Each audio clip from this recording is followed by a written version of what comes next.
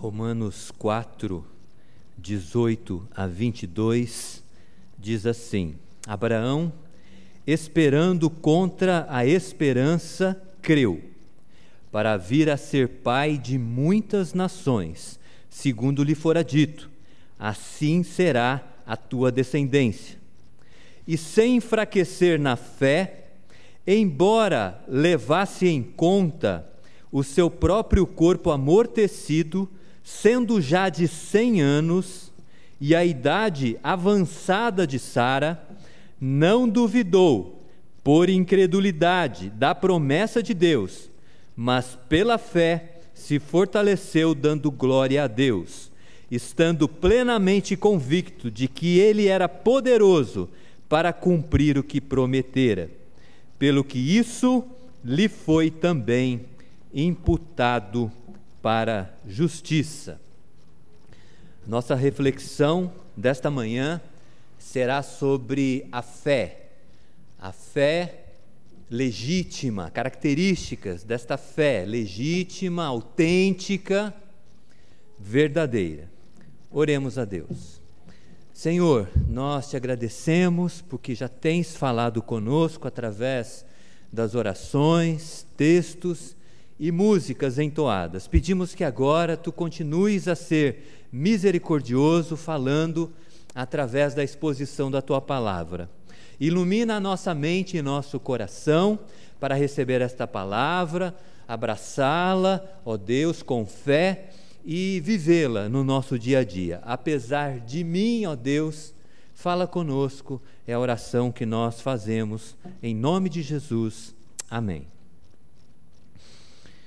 Nós vamos falar sobre fé, então nós não podemos deixar de lembrar de um texto bíblico que está em Hebreus capítulo 11, que é conhecido como o texto dos heróis da fé, a galeria dos heróis da fé. Nesse texto lá em Hebreus capítulo 11, é apresentada a experiência de homens e mulheres que fundamentaram sua vida na fé. Não em qualquer fé, diga-se de passagem, mas a fé em Deus e na sua palavra. Estão lá pessoas como Abel, filho de Adão, Noé, os patriarcas, Abraão, Isaque e Jacó. A meditação nesta manhã será sobre a vida de Abraão, mas Abraão também aparece lá nesta galeria dos heróis da fé de Hebreus 11. Estão lá Moisés, Raabe, a meretriz de Jericó, Davi, entre outros.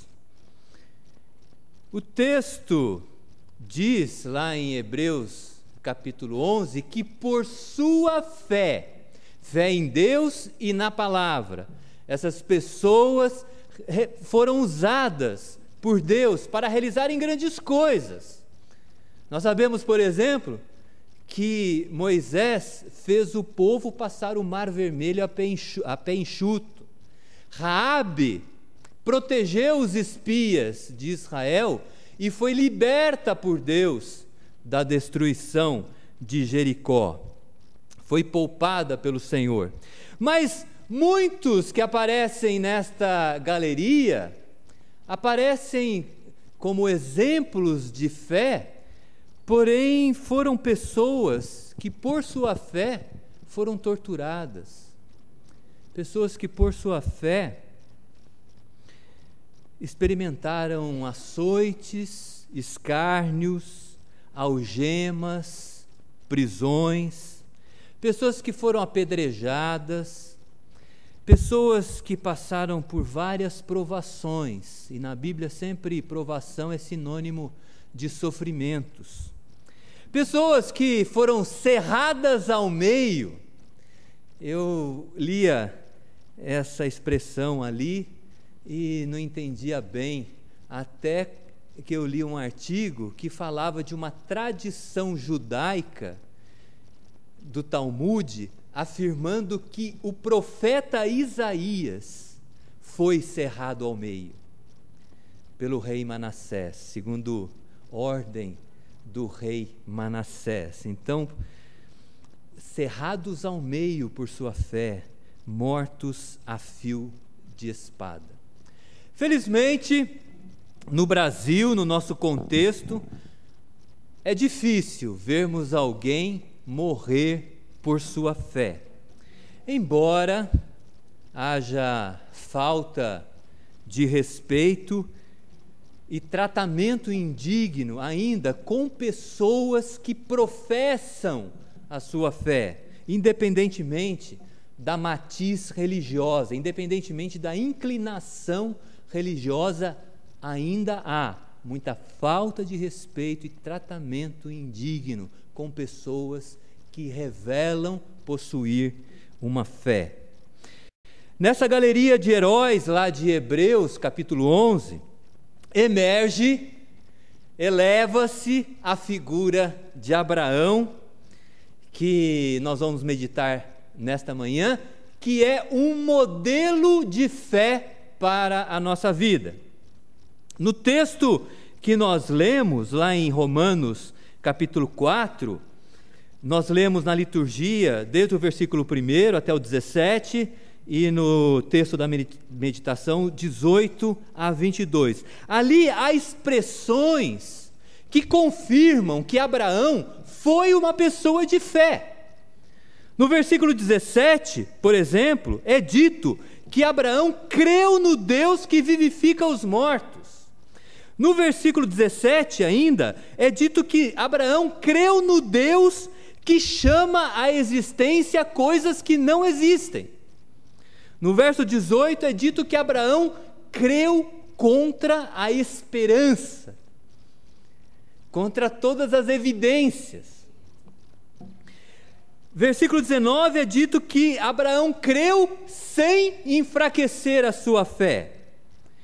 Versículo 20, não duvidou, ele creu e não duvidou por incredulidade na promessa de Deus. Versículo 20 ainda é dito que pela fé ele se fortaleceu.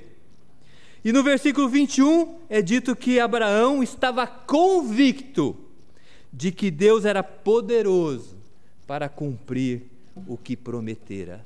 Abraão foi um homem de fé e por isso ele é conhecido como o pai da fé. O versículo 11 de Romanos 4 traz uma informação interessante, porque ele diz que Abraão recebeu o sinal da circuncisão como selo da justiça da sua fé.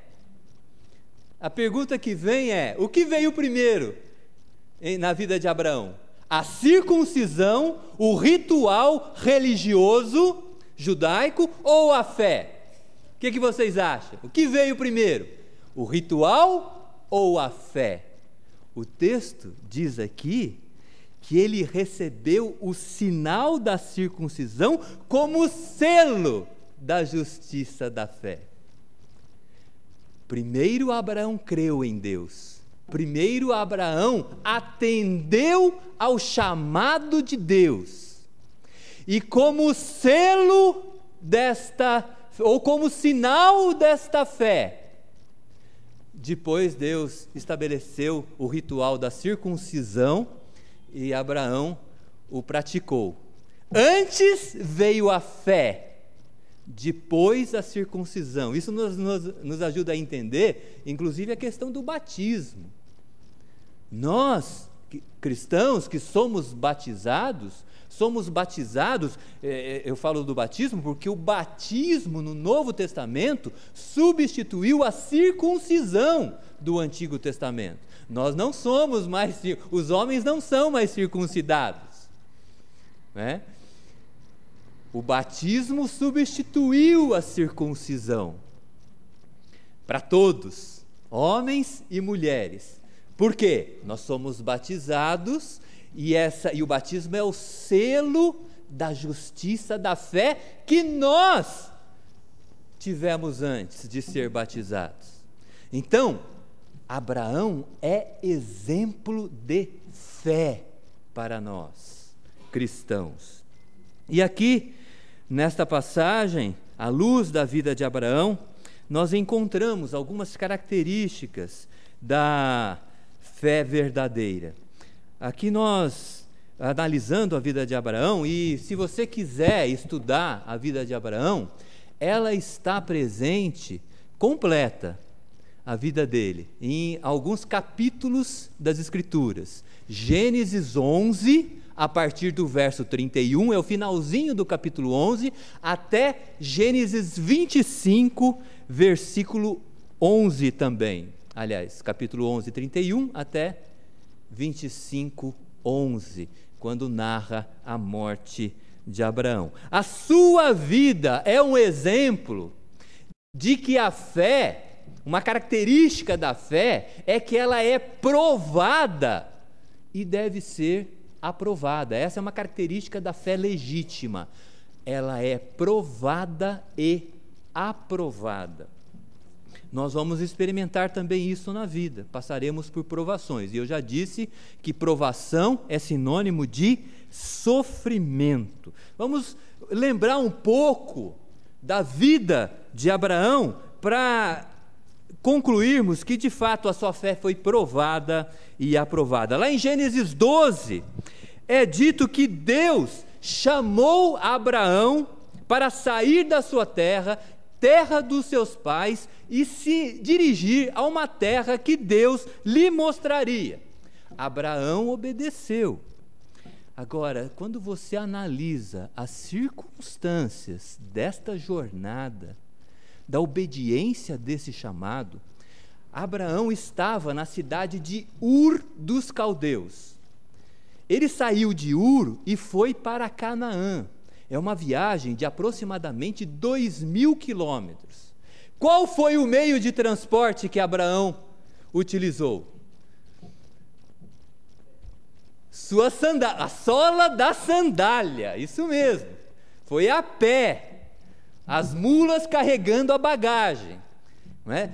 2.000 quilômetros. Eu estava fazendo uma pesquisa lá no Google, e 2.000 quilômetros aproximadamente é a distância de São Paulo a Montevidéu, a pé.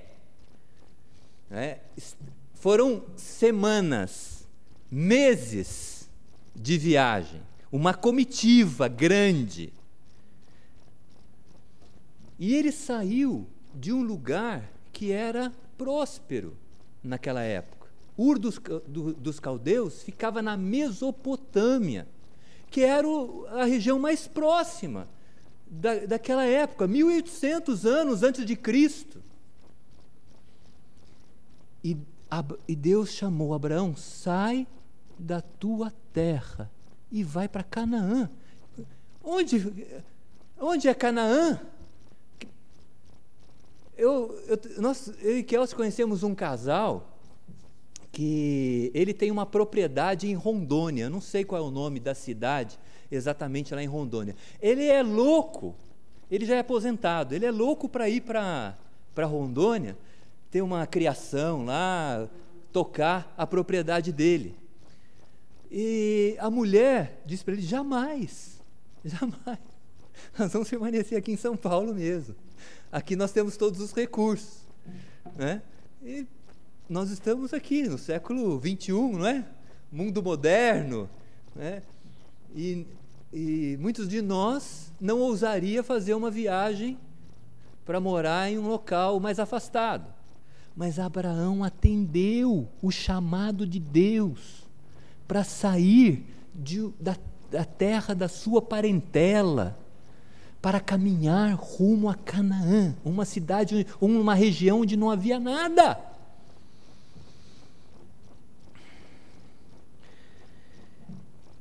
Deus também, na oportunidade, disse para Abraão que ele seria pai de uma grande nação. Pai de uma grande nação. Abraão, ele tinha 75 anos de idade. Ele não tinha filhos, a sua mulher era estéril.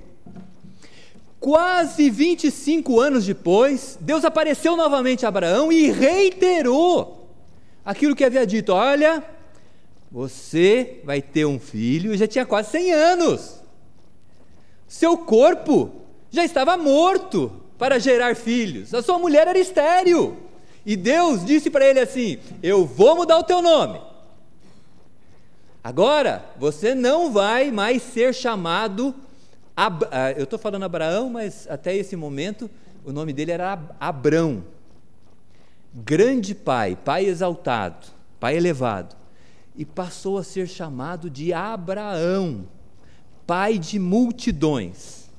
Imagina uma conversa, né? Abraão com uma pessoa: olha, agora o meu nome é Abraão, pai de multidões. O interlocutor lá ouve e diz assim: então o senhor tem muitos filhos? Não, não tem nenhum. Então a sua mulher é bastante nova, é vigorosa, vai ter muitos filhos. Não, ela é estéril.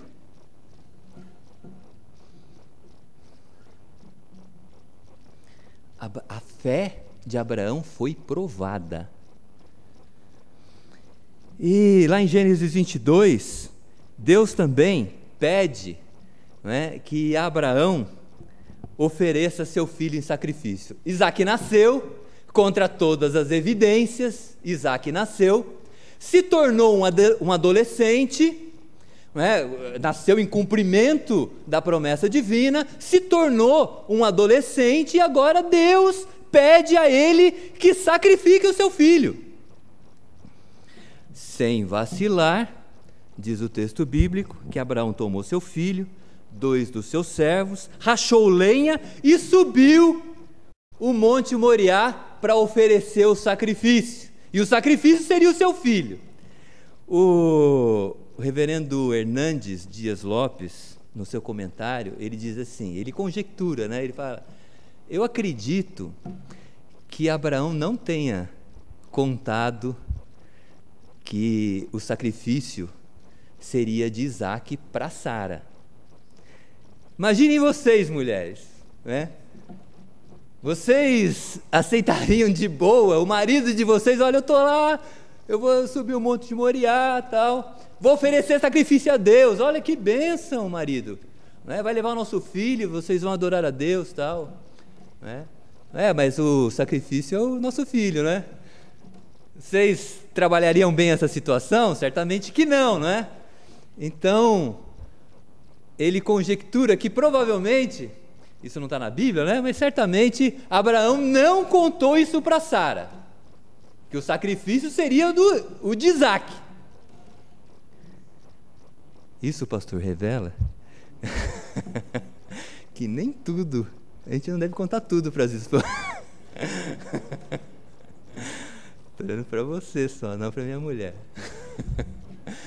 Brincadeira. Vamos contar tudo para as mulheres, para a nossa esposa. Sejamos integrais em tudo que falamos para elas. Mas enfim, Abraão não deve ter contado para Sara, e seguiu em frente. E a Bíblia diz que Abraão fez isso porque acreditava que Deus ressuscitaria o seu filho. Lá em Hebreus 11, que é o texto que eu falei no início sobre a galeria da fé, na parte que fala de Abraão, é dito assim: pela fé, Abraão, quando posto à prova, ofereceu Isaque, porque considerou que Deus era poderoso até para ressuscitá-lo dentre os mortos. A fé de Abraão foi provada e aprovada. É interessante que Tiago, esse Tiago que escreve uma carta no Novo Testamento, ele foi irmão de Jesus Cristo. Tiago, ele diz que nós passamos por várias provações, e ele explica o motivo pelo qual nós passamos por provações. Ele diz assim: meus irmãos, tende por motivo de toda alegria o passardes por várias provações, sabendo que a provação da vossa fé, uma vez confirmada, produz perseverança. Então, uma característica da fé autêntica, ela será provada. Nós passaremos por situações delicadas, sofrimentos, dores, angústias, tribulações. Passaremos. E nesse momento é necessário confiar em Deus para sermos aprovados e termos a nossa fé robustecida com a virtude da perseverança. Muito bem, uma outra coisa importante acerca da fé que nós aprendemos com Abraão é que a verdadeira fé, ela tem um foco. Ela tem um foco. O foco da fé de Abraão era Deus. A pessoa de Deus. Abraão confiava em Deus, porque conhecia a pessoa de Deus, quem ele era. Ele confiava na sua palavra. Isso nos leva a refletir sobre algo que é muito importante. Sobre o objeto da nossa fé. Objeto da fé. A partir do século XVII, século XVIII, surgiu um movimento chamado movimento iluminista, que enfatizava muito a razão e a ciência. E a partir do surgimento do movimento iluminista, apareceu um debate muito forte entre fé e ciência, religião e razão. Foram colocadas essas categorias em polos opostos. Um polo estava a fé e outro polo estava a ciência. Um polo estava a religião, outro polo estava a razão.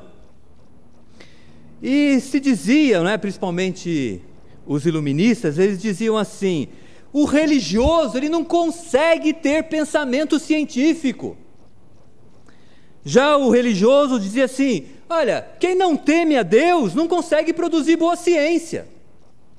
Então ficou esse debate, Muitos iluministas chegaram a dizer que a religião atrapalhava o desenvolvimento das pessoas, o desenvolvimento do país. Hoje em dia, graças a Deus, inclusive no ambiente acadêmico, já se tem a visão que a fé e a ciência podem conviver juntas. Aliás, devem conviver juntas. Hoje é considerado, é reconhecido que uma fé saudável, ela ajuda o ser humano nas suas dimensões psicológica, espiritual. O pastor Roy, ele nos fala bastante sobre isso, e ele é um exemplo dessa realidade, da convivência entre a ciência e a fé. É um pastor e é um médico. Nós temos aqui vários exemplos na igreja também. O Renan, que está hoje na mesa, que é um cientista e é membro da nossa igreja, e tantos outros aqui que tiveram oportunidade de fazer a faculdade e permanecem firmes na fé. Outro dia o pastor estava agradecendo a Deus pela conclusão da faculdade do Lucas. Então hoje, graças a Deus, nós temos essa consciência de que é possível, tranquilamente, e até bom, a convivência entre a fé e a ciência. Mas permanece essa questão em relação ao objeto da fé. Em quem eu coloco a minha fé? No que eu coloco a minha fé? Os mais antigos devem se recordar de um homem chamado Jim Jones. O Jim Jones, ele foi líder de uma seita religiosa. Quem já ouviu falar de Jim Jones? Os mais antigos aqui, e eu estou junto. Então vou ter que contar um pouco da vida lá de Jim Jones para os que não conhecem. O Jim Jones, ele foi líder de uma seita religiosa chamada Templo do Povo. Ela foi criada em 1954. É interessante que o Jim Jones, lá em Indianápolis, exatamente, onde foi aberta a primeira igreja dessa seita, ele se tornou uma pessoa proeminente lá na cidade. Ele ajudou a pôr fim na segregação racial, em departamentos públicos. A segregação racial era muito forte nos Estados Unidos, ainda existe, mas era muito pior naquela época, e o Jim Jones ajudou a pôr fim na segregação racial em departamentos públicos, restaurantes, hospitais. Em 1960, olha que interessante, o prefeito da cidade o nomeou como diretor local da Comissão de Direitos Humanos. Eu não sei se vocês sabiam, mas o Jim Jones, ele passou aqui no Brasil. Ele quis abrir uma filial aqui da seita dele no Brasil. Ele esteve em Belo Horizonte, ele esteve no Rio de Janeiro, ele ajudou as pessoas pobres nas favelas do Rio de Janeiro, em 1963. As favelas do Rio de Janeiro eram, naquela época, um fenômeno social recente. As favelas surgiram nessa época, no Rio de Janeiro. E ele estava lá, ajudando a cuidar dos pobres nas favelas do Rio, né? Diz aqui que a seita, ela se expandiu, né, e adquiriu, como as seitas fazem, né? Ela adquiriu uma estação de rádio e abriu uma gravadora de discos. Eles trabalham sempre nessa área de comunicação, né, muito fortemente, na área da música, muito fortemente. As seitas fazem isso. Não é? As igrejas sérias também, né? Mas as seitas investem muito nessa área. E aí, a partir de 1970, começaram a surgir as primeiras denúncias da seita, contra a seita, feitas por pessoas que saíram dela. Elas que foram vítimas dos abusos dentro da seita, viram a malversação do dinheiro lá dentro da seita. Elas começaram a denunciar, essas denúncias foram aumentando, até que Jim Jones, sempre protegido pela liderança, né, porque é uma característica de seita, o líder, ele nunca pode ter a sua imagem imaculada, porque senão acaba a seita. Então Jim Jones, sempre protegido, ele resolveu comprar um terreno na Guiana Inglesa, norte aqui do Brasil, né, Venezuela, tal, do lado, fronteira com a Venezuela. Ele comprou um terreno que ficava exatamente na fronteira com a Venezuela, e ele foi lá e fundou uma cidade. A cidade que ele fundou, Jim Jones, né, o nome dele. Ele fundou Jonestown, a cidade de Jones, uma colônia agrícola autossustentável. As denúncias começaram a aumentar, escândalos surgindo, né? Ele estava a ponto de ser preso. Aí, quando ele viu tudo isso, né, ele começou a anunciar questões apocalípticas lá para os membros da seita, até que, como nós sabemos, essa é a parte que a maioria de nós tem conhecimento, ele promoveu um suicídio coletivo lá em Jonestown, em novembro de 1978. 918 pessoas foram mortas, entre elas 304 crianças, todas envenenadas por cianureto. Todo mundo tomou e morreu. Eu trouxe um exemplo aqui radical, né? Mas percebe a importância de você identificar muito bem o foco da sua fé? Dependendo no que você coloca a sua fé, ou em quem você coloca a sua fé, isso pode ser muito prejudicial. Existe uma camiseta, eu não tenho visto muito ultimamente essa camiseta, é uma camiseta preta, escrita na frente a palavra fé. Já viram a camiseta? Bem grande, a palavra fé, em branco. Camiseta preta, a palavra pintada fé, grande na frente da camiseta.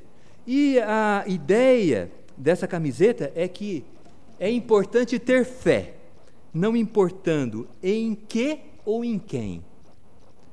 Nós não concordamos com isso. Nós entendemos que é importante sim ter fé, mas é importante nós sabermos o objeto ou em quem nós colocamos a nossa fé. Portanto, cuidado onde você coloca a sua fé ou em quem você a coloca. O exemplo de fé de Abraão demonstra que ele tinha fé, mas a sua fé tinha foco na pessoa de Deus, o Criador e sustentador de tudo que há, o Todo-Poderoso, o Pai de Jesus Cristo, o nosso Salvador, o Deus que vivifica os mortos, como ele fala aqui no verso 17, e vivificou Abraão no seu corpo e no seu espírito. No seu corpo, porque ele e sua mulher estavam mortos para gerar filhos, mas Deus vivificou os corpos deles para que eles gerassem Isaac, e vivificou a fé espiritualmente a vida deles, para que confiassem em Deus e na sua palavra. Então, fé verdadeira, ela é aprovada e aprovada. A fé verdadeira, ela tem foco, e a Bíblia diz, foco em Deus. E por fim, a fé verdadeira, ela é dependente de Deus, ela é submissa a Deus. Fé provada e aprovada, que tem foco, fé dependente de Deus. O verso 20 aqui do nosso texto diz que Abraão não duvidou por incredulidade na promessa de Deus. Ele creu em Deus. E pasmem, não é? Abraão não era uma pessoa perfeita. Longe disso. Abraão não era uma pessoa perfeita, mas ele creu. Ele não permitiu que a incredulidade o impedisse de crer na palavra de Deus. Abraão não era perfeito. Isso é um estímulo para nós, porque nós somos assim. Nós somos assim. Nós não somos perfeitos, longe disso. Nós somos pecadores. E só para lembrar, Abraão, por exemplo, quando ele peregrinou para o Egito, quando ele falou com o faraó, ele disse assim, Sara, a mulher dele era muito bonita, ele disse, Sara é minha irmã, e omitiu que ele era casado com Sara, porque ele sabia que o faraó ia colocar os olhos em Sara e poderia matá-lo por conta disso. Ele mentiu. Ele repetiu a dose lá em Gerar. Quando ele peregrinou para Gerar, o rei Abimeleque era o rei lá de Gerar, e ele disse a mesma coisa. Sara é minha irmã. E é verdade, era meia-irmã dele mesmo. Mas ele omitiu que Sara era sua mulher, por medo de morrer. Quando Sara ficou angustiada por não ser estéril e saber da promessa de Deus para ela gerar filho, ela disse a Abraão, olha, toma aqui a minha concubina, coabita com ela. Abraão, sendo um homem de Deus, poderia dizer, não, confia em Deus, vamos esperar. Não, vamos lá, né? Tomou a Sara e teve Ismael. Não é este que vos fala. Teve Ismael, né? Então, houve momentos na vida de Abraão em que ele pecou. Isso é um grande estímulo para nós, porque nós também pecamos, mas apesar de pecador, Abraão creu em Deus, diz o texto aqui, contra a esperança, e isso lhe foi imputado para justiça. Deus atribuiu justiça a Abraão, porque ele creu. Nos momentos decisivos da sua vida, quando era necessário que ele manifestasse a sua fé em Deus, ele creu. E devido a isso, devido à sua confiança em Deus, Deus atribuiu justiça a Abraão. Abraão não era justo, não era um homem perfeito, era pecador também, assim como nós, mas Deus, em função da confiança que Abraão tinha nele, Deus atribuiu a Abraão a justiça. Por isso o verso 6 aqui do capítulo 4 diz assim, olha, bem-aventurado, feliz o homem a quem Deus atribui justiça, independentemente de obras. No verso 7, bem-aventurados aqueles cujas iniquidades são perdoadas, cujos pecados são cobertos. Bem-aventurado o homem a quem o Senhor jamais imputará pecado. O exemplo de Abraão é modelo para a nossa vida, porque também nós não somos justos. Mas pela fé em Jesus Cristo, Deus atribui justiça a nós. E nós sabemos, a palavra de Deus diz que essa fé é dádiva de Deus também. O justo é Jesus Cristo, mas Deus atribui a justiça de Cristo a nós, porque Jesus veio a este mundo, cumpriu a lei de Deus e morreu na cruz para pagar o preço do nosso pecado. A justiça de Cristo foi atribuída para nós. O que Deus quer de nós é que creiamos nele, na salvação que ele providenciou para nós em Jesus Cristo. Independentemente daquilo que ocorra em nossa vida, confiemos nele, confiemos no seu amor, no amor manifestado pelo fato de ter entregue Jesus Cristo para cumprir a lei e morrer em nosso lugar. Quando passarmos pelas vicissitudes da vida, pelas tribulações, pelas dificuldades da vida, creiamos, se necessário, contra a esperança. Mantenhamos a nossa fé firmada em Deus e na sua palavra, porque a nossa fé será aprovada, e é necessário que seja aprovada, para que cresçamos em perseverança. É necessário que nós mantenhamos o nosso foco em Deus, a nossa fé nele, na sua palavra. E eu questiono, não é? Nós temos valorizado o estudo da palavra? Você medita na palavra de Deus, se não diariamente, periodicamente? Como é que nós vamos ter o foco em Deus se nós não meditarmos na palavra dele?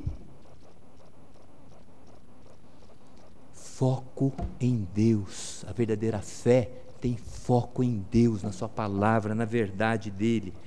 E essa fé é dependente de Deus, é submissa a Deus. Muitas vezes nós vamos crer contra a esperança, mas Deus nos honrará. Lá na galeria da fé, muitos creram e não viram a promessa se concretizar. Não importa. Nós continuaremos crendo, contra a esperança, contra evidências, apesar de todas as dificuldades.